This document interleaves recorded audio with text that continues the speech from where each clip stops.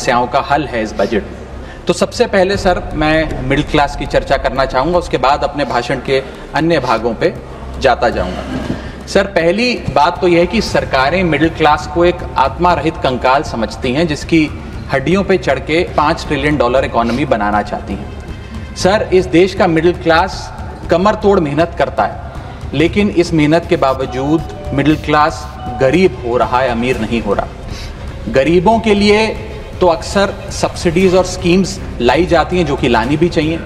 अमीरों के लिए production linked incentives, rebate, tax incentives, न जाने क्या क्या लाया जाता है, लेकिन इस देश के मिडिल क्लास को कुछ हासिल नहीं होता। ऐसा लगता है कि सरकारें समझती हैं कि देश के मिडिल क्लास के ना सपने हैं ना अरमान है, लेकिन वो सोने का अंडा देने वाली वो मुर्गी है जिसकी गर्दन जब चाहे मरोड़ के टैक्स वसूल लिया जाए।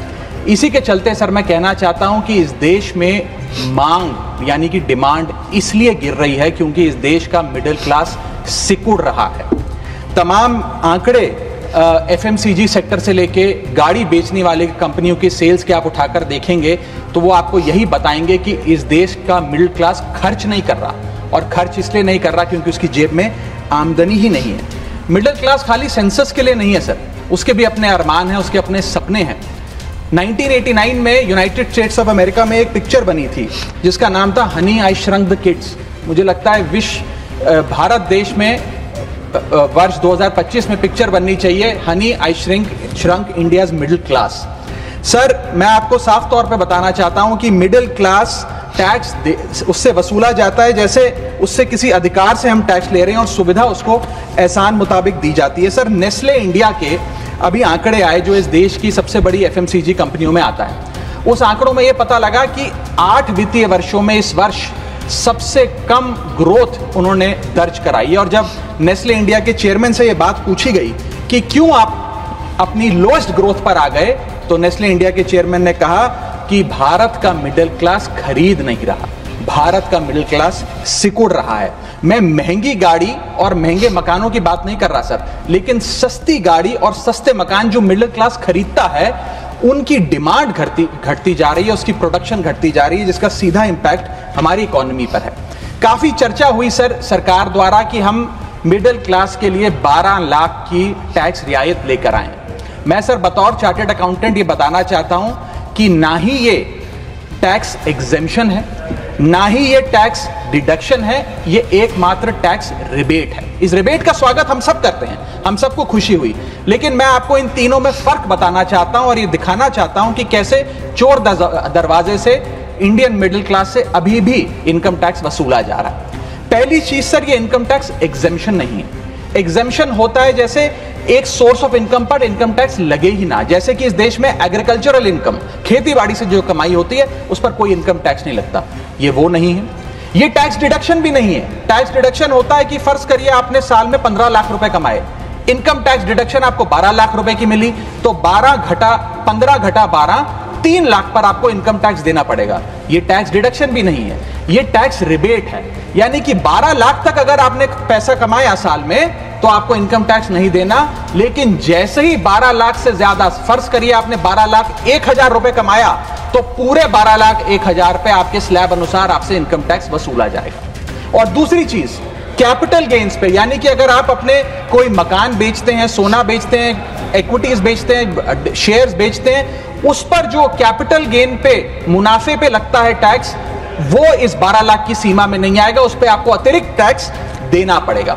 सर लेकिन इस 12 लाख की रियायत से कितने लोगों को भारत देश में फायदा हुआ, यह भी समझने की आवश्यकता है। हम 140 करोड़ की आबादी वाले देश में रहते हैं जिसमें मात्र 8 करोड़ लोग इनकम टैक्स की रिटर्न भरते हैं, और इन 8 करोड़ लोगों में से मात्र 3 करोड़ लोग इनकम टैक्स भी भरते हैं। यानी कि 8 करोड़ लोग इनकम टैक्स की रिटर्न भरते हैं, 5 करोड़ लोग जीरो इनकम दिखा के अपनी इनकम टैक्स की रिटर्न भरते हैं, जीरो टैक्सेबल इनकम, और उनसे कोई इनकम टैक्स नहीं वसूलती। लेकिन जो बाकी 3 करोड़ बचे, मात्र वो ही इनकम टैक्स भरते हैं। तो किन लोगों का फायदा हो रहा है, यह भी समझने की आवश्यकता है। और इसका मुकाबला आप करिए सर, सीएमआई का डेटा बताता है कि इस देश में कंजम्पशन के आधार पे 43 करोड़ इंडियन, 43 करोड़ भारतीय भारत की मिडिल क्लास में आते हैं। 43 करोड़ में से मात्र 2 से 3 करोड़ लोगों को ही इसका फायदा होने जा रहा है, उसका हम स्वागत करते हैं, लेकिन बाकियों के लिए क्या? वित्त मंत्री जी ने यह फैसला जब सुनाया तो कहा कि इससे भारत की कंजम्पशन बढ़ेगी, खपत बढ़ेगी और इकोनॉमी का चक्का, इकोनॉमी का पहिया चलने लग जाएगा। मैं आपको बताना चाहता हूं और इस सदन में भविष्यवाणी करता हूं सर कि इस टैक्स रियायत से इस देश की कंजम्पशन नहीं बढ़ने वाली।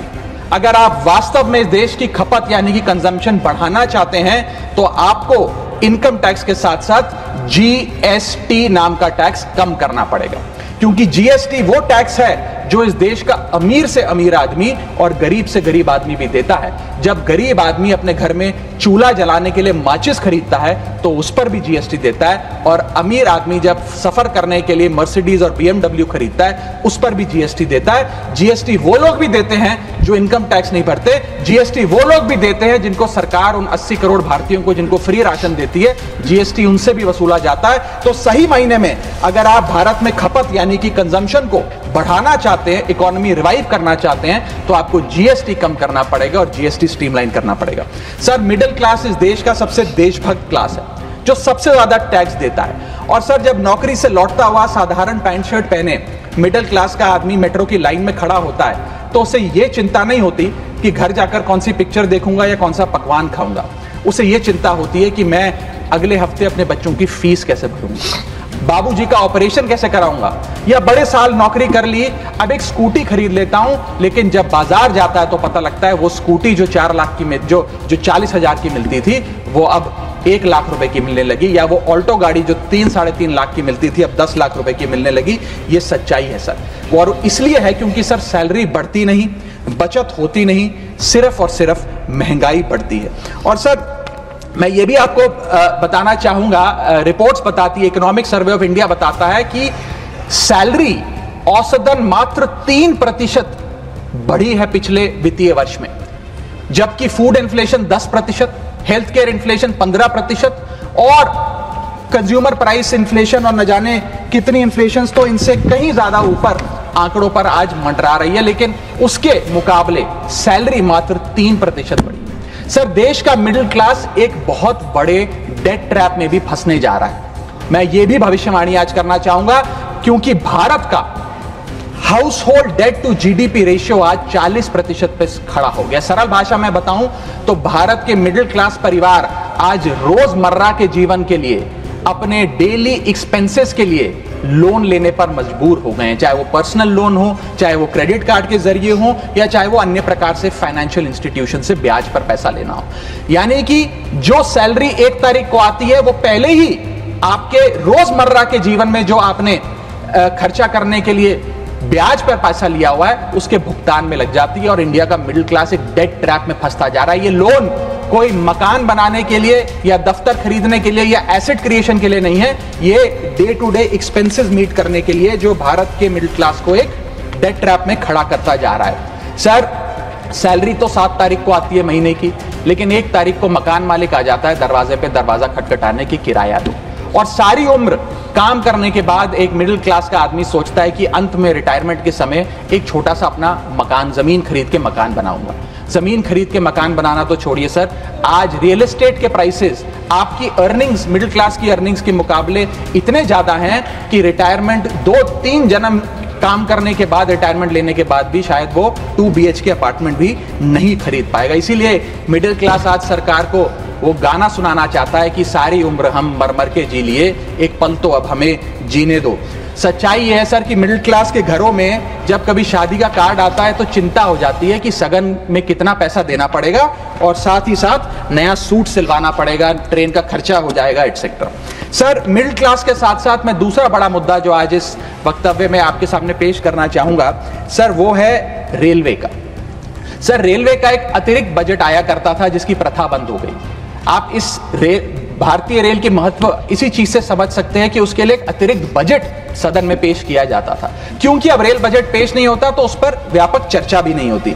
लेकिन इस वक्तव्य के माध्यम से मैं रेल बजट से संबंधी कुछ चीजें आपके सामने अवश्य रखना चाहूंगा। इस यूनियन बजट 2025-26 में माननीय वित्त मंत्री जी ने 2,55,000 करोड़ की फाइनेंशियल एलोकेशन रेलवेज की कैपेक्स के लिए मांगी है।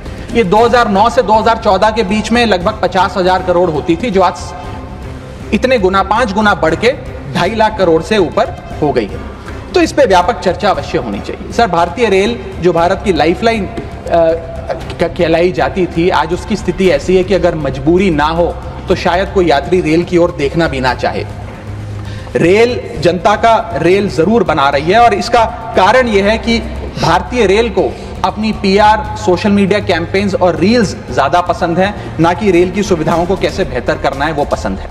सर, भारतीय रेल एक समय इस देश के 140 करोड़ आबादी का गौरव और उम्मीद हुआ करती थी, गरीबों का सहारा हुआ करती थी। लेकिन आज मैं बताना चाहता हूं कि भारतीय रेल की वो स्थिति है जो शायद ही पूरे सब कॉन्टिनेंट के तमाम रेलवे से अगर आप कंपेयर करें तो बद से बदतर होती जा रही है। सर, जितनी आबादी ऑस्ट्रेलिया की है, स्विट्जरलैंड की है, डेनमार्क की है, स्वीडन की और अन्य देशों की है, उससे ज्यादा लोग भारतीय रेल में रोज सफर करते हैं। सर, इतना महत्व है भारत की रेलवे का। लेकिन कई बड़ी चिंताएं आज भारत के एक आम रेल यात्री को सता रही हैं, जो मैं चाहूंगा इस बजटरी एलोकेशन के माध्यम से वित्त मंत्री जी और रेल मंत्री जी इसे एड्रेस करें। पहला है सर, घटती रफ्तार और बढ़ता किराया। सर, जहां दुनिया की ट्रैवल की रफ्तार बढ़ रही है, वहीं भारतीय रेल जो हमारी लाइफलाइन है उसकी रफ्तार घट रही है। पहले तो सर शताब्दी और राजधानी की स्पीड कम कर दी गई ताकि वंदे भारत की स्पीड बढ़ा दी जाए और उसको फास्टेस्ट ट्रेन घोषित किया जाए। लेकिन अब जून 2024 की रिपोर्ट बताती है कि वंदे भारत की भी स्पीड को कम कर दिया गया है। बताया जा रहा है कि हमारे रेल ट्रैक्स उतने पर्याप्त नहीं है कि इतनी तेज रफ्तार पे वंदे भारत भाग सके। सर, आज हम विश्व गुरु बनने तो अवश्य चले हैं, लेकिन यह बात जाननी भी जरूरी है कि चीन और जापान की सबसे स्लोएस्ट रफ्तार पे चलने वाली ट्रेन भारत की सबसे फास्टेस्ट रफ्तार पे चलने वाली ट्रेन से कहीं ज्यादा तेज दौड़ती है सर। और अगर रेल धीमी होगी तो देश की इकोनॉमी, देश की अर्थव्यवस्था का चक्का धीमा चलेगा। और किराए की तो सर क्या ही बात करें, जिस वंदे भारत का प्रचार रेल मंत्री जी करते थकते नहीं हैं, आज उस वंदे भारत का किराया इतना है कि गरीब आदमी छोड़िए, आम आदमी भी उसे अफोर्ड नहीं कर पा रहा। सर, वित्तीय वर्ष 2013-14 में एवरेज फेयर पर पैसेंजर पर किलोमीटर 32 पैसे हुआ करता था। 2021-22 वित्तीय वर्ष में ये 107% बढ़ के 66 पैसा हो गया है। सर, इतने रेल के किराए में इजाफा देखा गया है। हवाई चप्पल वालों को हवाई यात्रा कराने का वादा सर था सर, लेकिन हवाई चप्पल पहनने वालों को इतना निचोड़ दिया कि शायद अब वो रेल यात्रा के भी लायक नहीं रहे। सर, दूसरी समस्या है, बुरी हालात है थर्ड एसी और सेकंड एसी के। थर्ड एसी, सेकंड एसी को सर एक समय पर जनरल बोगी, एक समय पर लग्जरी माना जाता था, लेकिन आज वो जनरल बोगी से भी बुरी स्थिति में है। अगर टिकट मिल भी जाए sir third AC, second AC की, तो सीट मिलने की कोई गारंटी नहीं है, क्योंकि जैसे ही आप बैठेंगे थोड़ी देर में कोई शख्स आकर कहेगा, भाई साहब थोड़ा एडजस्ट करिए, थोड़ा सी रखिए, हमें भी बैठने दीजिए। ये वास्तविकता है। और आप सोशल मीडिया और तमाम तरीके के पोर्टल्स पर आप देखेंगे तो क्या आरामदायक सरकार, क्या आरामदायक यात्रा, आरामदायक सफर भारत सरकार आम रेल यात्री को दे रही है, वो देखकर आप समझ जाएंगे। जैसे कहते हैं ना सर, हिंदी का सफर अंग्रेजी का सफर बन गया है भारतीय रेल के एक यात्री के लिए। कई रूट्स पर आलू की बोरियों की भांति लोगों को ठूसा जा रहा है, और अगर शौचालय में भी, ट्रेन के टॉयलेट में भी सीट मिल जाए तो आदमी अपने आप को सौभाग्यशाली समझता है। सर, जहां भेड़ बकरियों की तरह भोले भाले लोगों को ट्रेन में ठूसा जा रहा है, पूरी टिकट लेकर सुविधा के नाम पे सिर्फ धक्का दिया जा रहा है। और सर, हमारे देश के भोले भाले आम आदमी इसको अपनी किस्मत समझकर स्वीकार कर लेते हैं। सर, मैं तीसरी बड़ी रेल समस्या जो कि है मिसमैनेजमेंट, अव्यवस्था, उस पर आपका ध्यान आकर्षित करना चाहूंगा। सर, पहले तो रेल की टिकट मिलती नहीं, अगर मिल भी जाए, आपने अगर 2, 2.5, 3 महीने पहले टिकट बुक कराई हो, टिकट कंफर्म हो जाए तो सीट मिलने की कोई गारंटी नहीं। और सर, आप अपना अनुभव देखिए, जब आप सबसे पहले प्लेटफॉर्म पर पहुंचते हैं अपनी ट्रेन में चढ़ने के लिए, तो आपको चारों तरफ सिर्फ गंदगी ही गंदगी नजर आती है। अगर बुजुर्गों के साथ या घर परिवार की महिलाओं के साथ आप ट्रैवल कर रहे हैं तो एक क्लीन वॉशरूम तक आपको मुहैया नहीं कराया जाता। और हालात यह है कि लोग मजबूर हैं प्लेटफॉर्म पर अखबार बिछाकर सोने के लिए, और वेटिंग एरिया के नाम पर तो सर सिर्फ एक नेम प्लेट, एक बोर्ड लगा नजर आता है और कुछ नहीं नजर आता। तो सर, ट्रेन पे चढ़ने से लेकर ट्रेन पे उतरने तक की एक बड़ी लंबी फहरिस्त है अव्यवस्था की।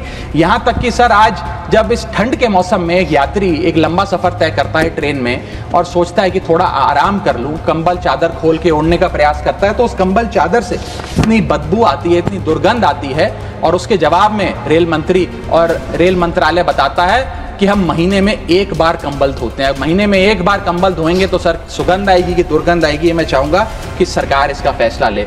हाइजीन रिलेटेड कंप्लेंट्स में पिछले 2 वित्तीय वर्षों में 500% का इजाफा हुआ है। ये दिखाता है कि हाइजीन स्टैंडर्ड्स को कितना कॉम्प्रोमाइज करती जा रही है हमारे देश की रेल। और सर अगर प्लेटफॉर्म पे भूख लग जाए तो आपको पानी वाली चाय, गंदे तेल में तले समोसे और छोले भटूरे अवश्य मिल जाएंगे। और इसी के साथ साथ अगर आपने IRCTC का खाना बुक किया हो और रेल विभाग आपको खाना दे, तो जब वेज थाली आप मंगाएंगे तो उसमें आपको कॉम्प्लीमेंट्री मच्छर, कॉकरोच और कीड़े मकोड़े भी नसीब हो सकते हैं। जब आप वेज थाली ऑर्डर करेंगे और ये आपको नसीब नहीं होंगे तो सूखी रोटी, कच्चे चावल और पानी जैसी दाल तो अवश्य मिलेगी। सर महाकुंभ को लेकर कई आयोजन बड़े बड़े किए गए और कहा गया कि भारतीय रेल बड़ी सक्रिय होकर महाकुंभ का आयोजन कर रही है। मैं बताना चाहूंगा कि प्रयागराज का रेलवे स्टेशन और आसपास के कई रेलवे स्टेशन को बंद करना पड़ा क्योंकि सरकार क्राउड मैनेजमेंट नहीं कर पाई। और कहां पर ये स्पेशल ट्रेन चल रही है महाकुंभ के लिए, मैं पूछना चाहूंगा कोई व्यक्ति है जिसके पास एक स्पेशल ट्रेन की कंफर्म टिकट है सर? और सर मैं चौथी बड़ी चीज जिस पर आपका ध्यान आकर्षित करना चाहूंगा वो है आम आदमी से लूट। सर पहले तो IRCTC की वेबसाइट का इंटरफेस कुछ इस प्रकार है कि आप टिकट बुक नहीं कर पाएंगे। जब बुक करने के लिए थर्ड पार्टी ऐप्स पे जाएंगे तो वो आपसे मोटा कमीशन लेंगी। अब खुदा ना खास्ता आपकी यात्रा कैंसिल हो जाए तो मोटा कैंसिलेशन चार्ज भी आपसे वसूला जाएगा। और प्लेटफॉर्म टिकट की तो क्या बात करें सर, आपके सगे संबंधी अगर आपको प्लेटफॉर्म पर छोड़ने आए तो कितना प्लेटफॉर्म पे खर्चा होता है, कितनी प्लेटफॉर्म टिकट किस रेट पर वसूली जाती है वो आपको पता है सर। और हालात ऐसे हैं कि वहां पर बिस्लरी का पानी आप प्लेटफॉर्म पर खरीदिए तो बिलसेरी का नकली पानी आपको दिया जाता है। ऐसे ऐसे ब्रांड्स के चिप्स, चॉकलेट्स, बिस्किट्स और पानी दिया जाता है जिन ब्रांड्स का आपने कभी नाम नहीं सुना। सर पांचवी समस्या है ज्यादा से ज्यादा नॉर्मल ट्रेन चलाने की आवश्यकता। सर बुलेट ट्रेन और वंदे भारत से ज्यादा किफायती यात्रा नॉर्मल ट्रेन में हो जाए तो देश का आम आदमी खुश हो जाएगा। आज इस भीषण महंगाई और भयंकर बेरोजगारी का आलम कुछ इस प्रकार है कि लोगों के पास समय ही समय है लेकिन पैसा नहीं है। भले ही आप आधा एक घंटा रफ्तार धीमी कर दें लेकिन 2000 रुपए में मिलने वाली टिकट को ट्रेन की 500-600 रुपए कर दें तो आम आदमी का बहुत भला हो जाएगा। सर इसी के साथ साथ मैं बुजुर्गों की बंद हुई सब्सिडी पर भी आपका ध्यान आकर्षित करना चाहूंगा। 2020 में सरकार ने बुजुर्गों को मिलने वाली रेल टिकट पर जो सब्सिडी थी वो बंद कर दी, जिसके चलते सरकार ने काफी ढोल बजाकर कहा कि वित्तीय वर्ष 22-23 में उन्होंने 2242 करोड़ पैसे 150 मिलियन सीनियर सिटीजन से वसूल किए हैं, यानी कि 2200 करोड़ की रेलवे की इनकम में इजाफा हुआ। अब बताइए सर, क्या हम अपने बड़े बुजुर्गों की हड्डियां निचोड़कर भी पैसा वसूलेंगे? पूरी जिंदगी भर काम करने के बाद एक सीनियर सिटीजन सोचता है कि रिटायरमेंट के बाद तीर्थ करने जाऊंगा, धार्मिक स्थानों पे जाऊंगा, लेकिन आज हम ये सब्सिडी बंद करके उन पर महंगाई का एक बड़ा बर्डन डाल रहे हैं। मैं वित्त मंत्री जी को और रेल मंत्री जी को कहना चाहूंगा कि अगर ये बड़े बुजुर्ग तीर्थ यात्रा पे जाएंगे तो शायद आप ही के लिए दुआएं मांगेंगे। सर इसी के साथ साथ मैं रेल और जनता की सुरक्षा, ये मेरा आखिरी पॉइंट है सर, इसके टुवर्ड्स भी आपका ध्यान आकर्षित करना चाहूंगा। सर पहले सुरक्षित यात्रा की गारंटी हुआ करती थी, आज कोई गारंटी नहीं। रेल मंत्री कहते हैं हमने कवच सिस्टम नाम का एक नया सिस्टम लागू किया है जिससे अब रेल दुर्घटनाएं बंद हो जाएंगी। सर क्या एक महीना भी ऐसा बीता कवच सिस्टम लागू होने के बाद जब रेल दुर्घटना का कोई समाचार हमारे पास नहीं आया? सर बीते 5 सालों में 200 से ज्यादा रेल एक्सीडेंट्स हुए हैं जिसमें 400 से ज्यादा लोगों की मौत और अनगिनत लोग इंजर हुए हैं। CAG की वर्ष 2000 जो अभी रिपोर्ट आई वो बताती है कि वित्तीय वर्ष 2018 से 2021 के भीतर जितनी भी ट्रेन एक्सीडेंट्स हुए उसका 75% कारण लैक ऑफ ट्रैक मेंटेनेंस, यानी कि रेल ट्रैक की मेंटेनेंस में जो कमी है उसकी वजह से रेल की दुर्घटनाएं हो रही हैं। हम ये हाउस 2.5 लाख करोड़ रुपए सैंक्शन करने जा रहा है भारतीय रेल को। मुझे उम्मीद है कि कम से कम ट्रैक मेंटेनेंस तो ठीक ठाक तरीके से रेलवे विभाग कराएगा।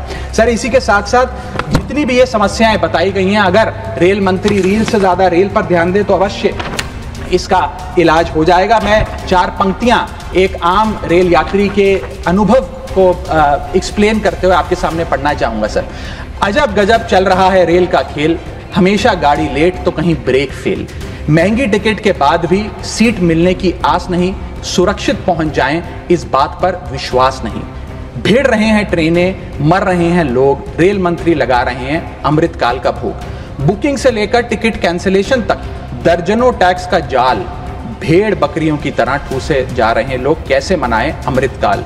बेरोजगारों के देश में हो रही है बुलेट ट्रेन की बात, सरकार कैसे समझेगी आम आदमी के मन के जज्बात?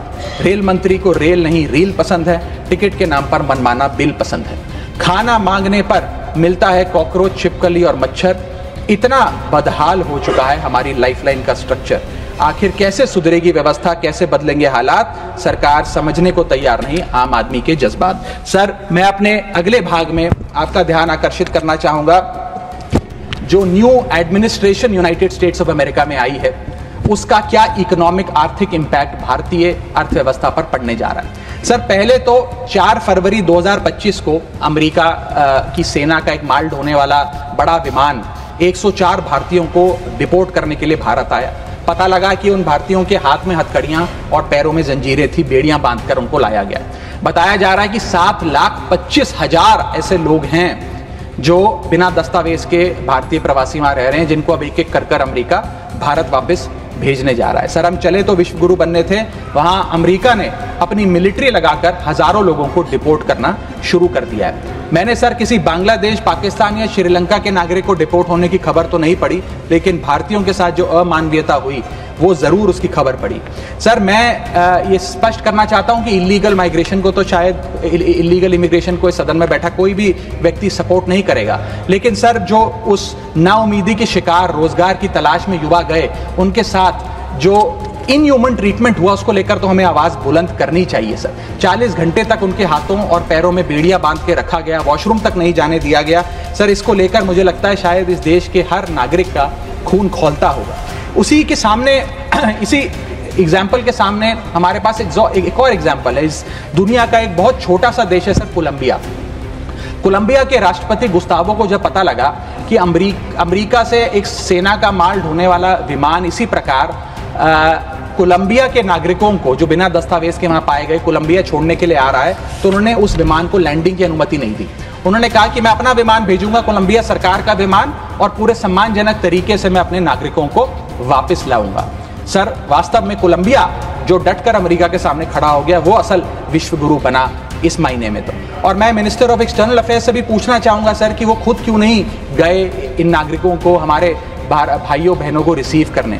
क्यों हमने जहाज नहीं भेजा, अपना भारतीय वायुसेना का जहाज, उनको वापस लाने के लिए? और जब हमारे पास पहले से ही सूची थी कि इन 104 भारतीयों को डिपोर्ट किया जा रहा है, तो हमने इसके खिलाफ प्रोटेस्ट क्यों नहीं किया? क्या अमेरिकी दूतावास से किसी को बुलाया, किसी से चर्चा करी, अपना विरोध दर्ज कराया? और अंत में सर, गुजरात, उत्तर प्रदेश, महाराष्ट्र, पंजाब और हरियाणा, इन तमाम राज्यों के ये लोग थे जो आए, लेकिन प्लेन को न जाने किस कारणवश अमृतसर में उतारा गया। मैं चाहूंगा इस विषय पर भी, इस स्ट्रैटेजिक डिसीजन पर भी माननीय विदेश मंत्री जी ध्यान आकर्षित करें सदन का। सर, क्या आपने कभी सुना है कि स्विट्जरलैंड का कोई नागरिक, डेनमार्क का कोई नागरिक, ब्रिटेन का कोई नागरिक, नीदरलैंड का कोई नागरिक डंकी रूट के माध्यम से अमेरिका गया हो नौकरी की तलाश में? नहीं सुना होगा सर। भारतीय ही क्यों मजबूर है डंकी रूट के माध्यम से अमेरिका पहुंचकर वहां पर मेहनत मजदूरी, छोटी मोटी लेबर का काम करने के लिए? वो इसलिए सर क्योंकि इस देश में तमाम सरकारों ने हमारे देश के युवा को बेरोजगार रखा। वादा तो था सर 2 करोड़ नौकरियां देने का, लेकिन वो 2 करोड़ नौकरियां दे नहीं पाई सरकार।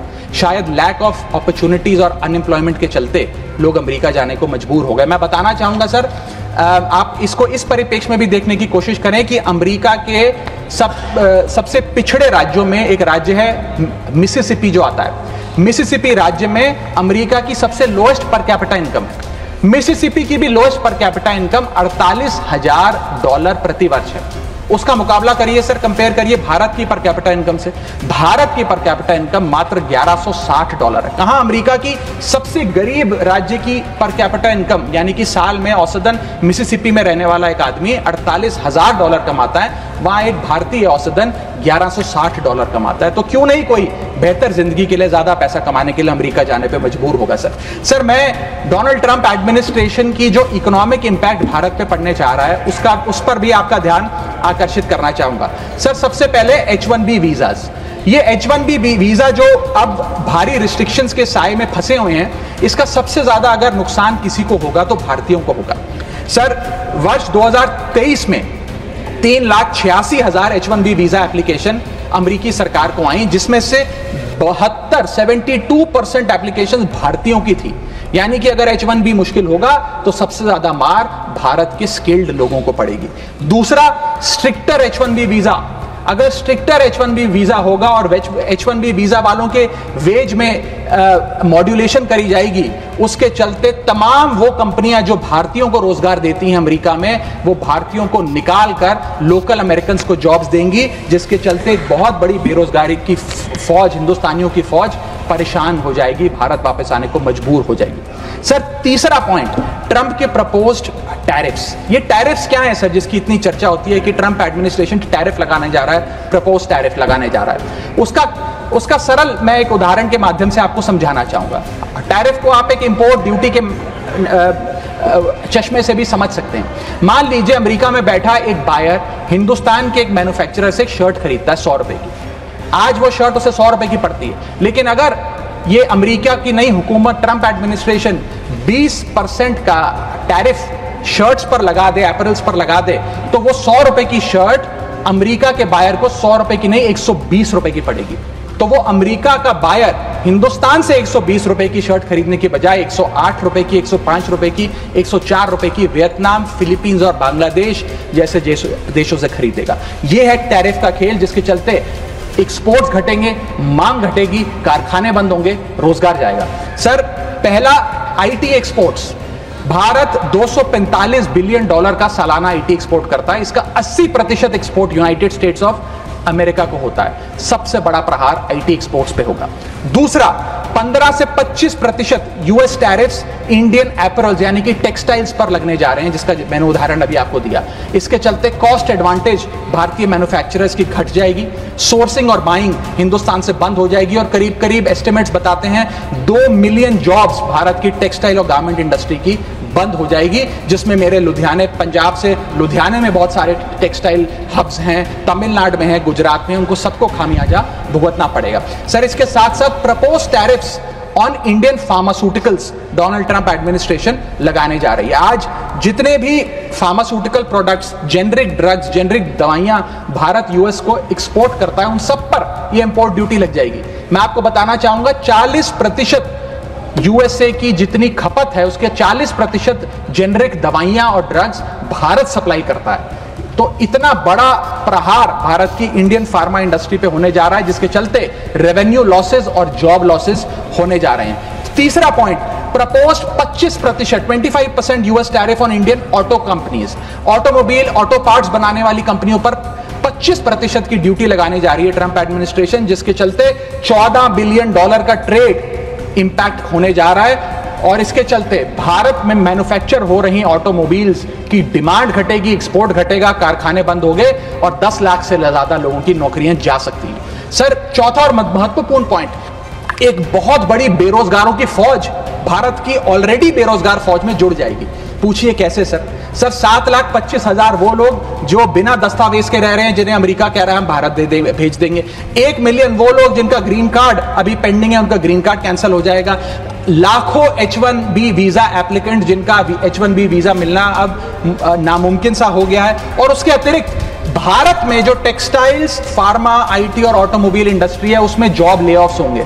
यानी कि इन लाखों लोगों की एक जो अनएम्प्लॉयड लोगों की फौज भारत आकर भारत की ऑलरेडी अनएम्प्लॉयड लोगों की फौज में जुड़ जाएगी, उसको कैसे हम इस इकोनॉमिक साइकिल में रीइंटीग्रेट करेंगे, कैसे इस अनएम्प्लॉयमेंट और अंडर एम्प्लॉयमेंट का सामना करेंगे। सर मेरा आखिरी पॉइंट इस ट्रंप एडमिनिस्ट्रेशन का जो इकोनॉमिक इंपैक्ट भारत पर पड़ेगा उसके संदर्भ में है, वो ये है सर कि भारत की फॉरेन इनवर्ड रेमिटेंसेस घट जाएंगी, भारत का फॉरेक्स रिजर्व्स घटेगा। सर वर्ष 2024 में डॉक्यूमेंटेड एंड अनडॉक्यूमेंटेड भारतीय, प्रवासी भारतीय जो यूएस में रहते हैं, उन्होंने कुल मिलाकर $111 बिलियन भारत भेजे। यानी कि वहां पर जो आदमी रहता है वो कमाई करता है, वो पैसा हिंदुस्तान भेजता है ताकि हिंदुस्तान में जो उसका परिवार, बूढ़े माँ बाप, बीवी बच्चे, भाई बहन हैं, वो सम्मानजनक जीवन जी सकें। जब उनकी नौकरियां ही नहीं रहेंगी, जब वो पैसा ही नहीं कमाएंगे, तो वो क्या पैसा भेजेंगे? जब वो पैसा नहीं भेजेंगे तो भारत के फॉरेक्स रिजर्व्स घटेंगे, और फॉरेक्स रिजर्व्स घटने की वजह से रुपया और कमजोर होगा और डॉलर और मजबूत होगा। सर, भारत की कॉर्पोरेट टैक्स कलेक्शंस में 3 से 4 हजार करोड़ का नुकसान होने जा रहा है इस ट्रंप एडमिनिस्ट्रेशन के प्रपोज टैरिफ्स की वजह से। और इन्फोसिस, टीसीएस जैसी बड़ी बड़ी कंपनियां अब 80 से 90% अमेरिकी लोगों को नौकरियां देंगी। भारतीय जो H1B वीजा पे वहां काम कर रहे हैं उनको निकालने का काम शुरू होने जा रहा है। सर, जो अमेरिका कहता है वो भारत हमेशा से करता है, एक वफादार दोस्त की तरह।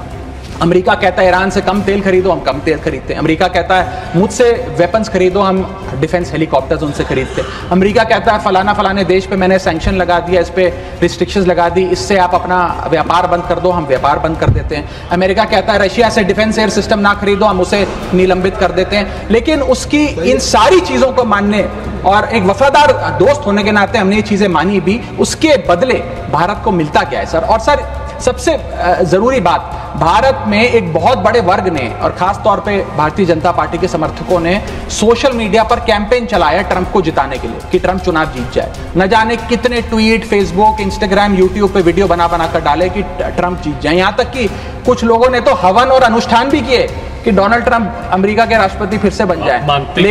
लेकिन उसके बदले हमें हासिल क्या हुआ? पहला झटका जो ट्रंप एडमिनिस्ट्रेशन ने दिया सर, वो भारत को दिया। सर, इन 104 भारतीय जो वापस आए हैं, जिनकी हाथों में जंजीरें और पैरों में बेड़ियां थी, उनके लिए भी सर 4 पंक्तियां लाया हूं, गौर फरमाइएगा। सपना था कि अमेरिका जाकर कुछ कमाएंगे, ये नहीं पता था कि ऐसे बांधकर वापस लाए जाएंगे। हाथों में हथकड़ी, पैरों में बंधी रही बेड़ियां, दर्द से टूटती और चटकती रही एड़ियां, कस के बांधा जंजीरों से जैसे कोई सामान, टपकते आंसू सुनाते हैं क्रूरता की दास्तां। सपने में भी नहीं सोचा था कि ऐसा मंजर, मगर अपनों ने ही खोप दिया पीठ में खंजर। क्या बीती होगी उन पर, ये वो ही जानेंगे, उनके जख्मों को विदेश मंत्री नहीं पहचानेंगे। हर चेहरे पर लिखी है क्रूरता की कहानी, हर चेहरे पर लिखी है क्रूरता की कहानी, गुनाह सिर्फ इतना कि वो है हिंदुस्तानी। सर, अंत में मैं बस समाप्त कर रहा हूं सर। मैं आपका ध्यान आकर्षित करना चाहूंगा डीवैल्यूएशन ऑफ द इंडियन रुपी पर, कि गिरता हुआ रुपया। सर, रुपये आज ऑल टाइम लो पर है। जब मई 2014 में ये सरकार बनी थी तब $1 58 के आसपास मंडराता था। आज 1 रुपया 87 रुपीज के आसपास मंडरा रहा है, which is an all time low. Sir, रुपया कोई कागज की एक टुकड़ा, कोई पीस ऑफ पेपर नहीं है। रुपया कोई करेंसी भी नहीं है। रुपया हमारी देश की प्रतिष्ठा है। करेंसी गिरती है तो देश की प्रतिष्ठा गिरती है। तमाम देश एक दूसरे देश को कितना सम्मान देना है, ये इस बात से भी तय करते हैं कि उसकी करेंसी की कितनी वैल्यू है। और अगर हमारी इंटरनेशनल पहचान कमजोर होती है तो हमारी अर्थव्यवस्था भी कमजोर होगी। सर, इसके साथ साथ जैसे जैसे रुपया गिरता है, हमारे देश में इन्फ्लेशन वैसे वैसे बढ़ती है। इसलिए क्योंकि हम बहुत सारी वस्तुएं इंपोर्ट करते हैं, तो इंपोर्टेड इन्फ्लेशन भी हमारे देश के टोटल इन्फ्लेशन का एक बहुत बड़ा हिस्सा है। मैं आपको उदाहरण के तौर पे बताना चाहूंगा सर, कि मान लीजिए एक शर्ट हम अमेरिका से खरीदते थे 74 रुपए की पिछले साल, क्योंकि $1 74 रुपए का था। आज वही शर्ट खरीदने के लिए हमें 86-87 रुपए देने पड़ेंगे। यानी कि भारत के लिए वो कॉस्ट पड़ेगी, भारत के बायर के लिए कॉस्ट पड़ेगी, और इन टर्न वो ज्यादा कॉस्ट आम आदमी को पास ऑन करी जाएगी। सर, 5 प्रकार की इन्फ्लेशन बढ़ रही है, क्योंकि डॉलर बढ़ रहा है और रुपया गिरता जा रहा है, रुपये न्यूनतम स्तर पे आके खड़ा हुआ है। पहला है food inflation. Sir, Bharat edible oils और पल्सेस बड़ी मात्रा में इंपोर्ट करता है। भारत की खपत का 56% एडिबल ऑयल हम इंपोर्ट करते हैं, और भारत की पल्सेस की कंजम्पशन का 15% क्वांटिटी हम इंपोर्ट करते हैं। जब इतनी बड़ी क्वांटिटी में हम ये चीजें इंपोर्ट करते हैं, तो अगर रुपया गिरेगा, डॉलर कमजोर होगा, तो हमारा फूड इन्फ्लेशन बढ़ेगा।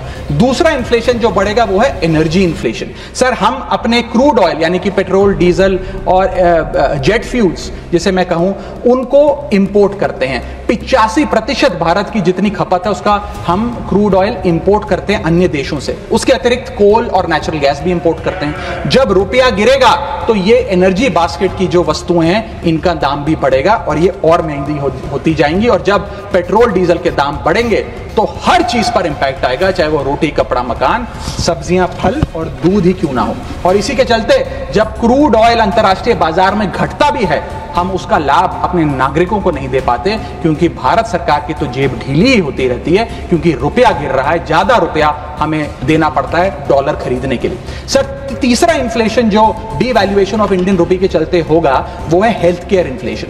बल्क ड्रग्स, मेडिकल इक्विपमेंट्स और हेल्थ केयर कंज्यूमेबल्स बड़ी तादाद में अन्य देशों से भारत खरीदता है, जिसके सारे कॉन्ट्रैक्ट्स डॉलर में सेटल किए जाते हैं। इसके चलते रुपए गिरने की वजह से हेल्थ केयर के आइटम्स भी महंगे होते जाएंगे। चौथा इन्फ्लेशन है सर एजुकेशन इन्फ्लेशन। लाखों लोग, भारत के लाखों बच्चे विदेश में पढ़ाई करते हैं। माँ बाप कमाते तो रुपए में हैं, लेकिन ट्यूशन फी, अकोमोडेशन फी, लिविंग एक्सपेंसेस, ये तमाम चीजें डॉलर में खर्च करने पे मजबूर होते हैं। इसीलिए सबसे ज्यादा अगर किसी को हिट करेगा ये डीवैल्यूएशन ऑफ द इंडियन रुपी, तो उन लोगों को करेगा जो विदेश में पढ़ रहे हैं। सर आज से 4 साल पहले एक संपन्न परिवार अगर अपने बच्चे को यूनाइटेड स्टेट्स ऑफ अमेरिका में 4 साल का अंडर ग्रेजुएशन कोर्स कराने के लिए भेजता था तो करीब करीब 1 करोड़ रुपए का खर्चा आता था।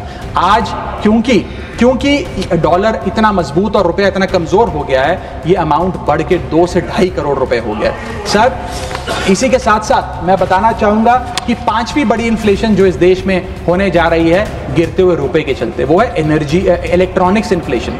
Sir major electronic components Bharat import करता है। सर समाप्त कर रहा हूं, भारत इंपोर्ट करता है। इन सारे इलेक्ट्रॉनिक आइटम्स की सेटलमेंट यूएसडी में होती है। जब रुपया गिरता है ये सारे पदार्थ भारत में महंगे मिलेंगे, यानी कि महंगा लैपटॉप, महंगा फोन, महंगा टैबलेट, महंगा आईपैड। और इलेक्ट्रॉनिक मैन्युफैक्चरिंग यूनिट जो इलेक्ट्रॉनिक कंपोनेंट्स इंपोर्ट करते हैं इनपुट के लिए, वो भी महंगा होता जाएगा। सर अंत में मैं बस एसबीआई की एक रिपोर्ट कोट करना चाहूंगा जो बताती है कि अगर रुपया 5% गिरता है तो भारत में इन्फ्लेशन 0.5% बढ़ती है। Direct correlation between decline of the Indian rupee and increase in the inflation. अंत में बस इतना कहूंगा सर, कई बार राजनीतिक बयान आते हैं जब रुपया गिरता है। एक मंत्री हैं, एक मंत्री, बस समाप्त सर 30 सेकंड्स, एक मंत्री रहे वाजपेयी सरकार में भी, इस सरकार में भी रहे, अब तो नहीं है खैर, लोकसभा में एमपी हैं।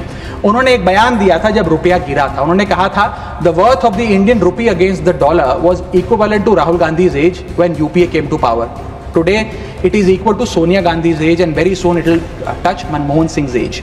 सर आज लोग वो कहाँ हैं? आज क्यों नहीं बयान देते? आज रुपए पे क्यों नहीं चिंता करते? अब कोई ध्यान क्यों नहीं देता? रुपए पर बयान क्यों नहीं देता? रुपया तो हर दिन गिर रहा है, अब कोई रुपए पे गिरते रुपए पे ज्ञान क्यों नहीं देता? ये मैं पूछना चाहूंगा। बहुत बहुत धन्यवाद, थैंक यू, बहुत धन्यवाद।